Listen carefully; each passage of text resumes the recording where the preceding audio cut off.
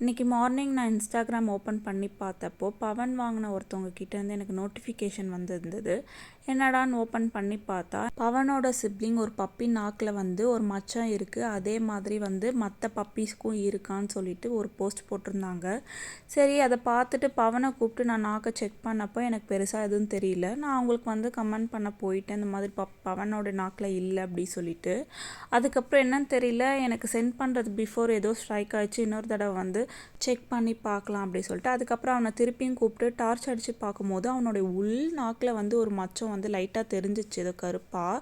சரி, என்னன்னு கை விட்டு கொஞ்சம் லைட்டாக இழுத்து பார்த்தப்போ அவனுக்கு உண்மையாகவே உள்ளுக்குள்ளே ஒரு மச்சம் இருக்குது. சரி, அவங்களுக்கு சொல்லிடலான்னு சொல்லிட்டு அவங்களுடைய கமெண்ட் ஓப்பன் பண்ணி பார்க்கும்போது ஆல்ரெடி மற்ற பெட் பேரண்ட்டும் என் பப்பிக்கும் இருக்குது இதே மாதிரி அப்படி சொல்லிட்டு ரிப்ளை பண்ணியிருந்தாங்க. எனக்கு செம்ம ஷாக்காக இருந்துச்சு மார்னிங்கே. இதை பற்றி உங்களுக்கு ஏதாவது ஐடியா இருந்தால் கமெண்ட்டில் சொல்லுங்கள். See you next video. Bye bye.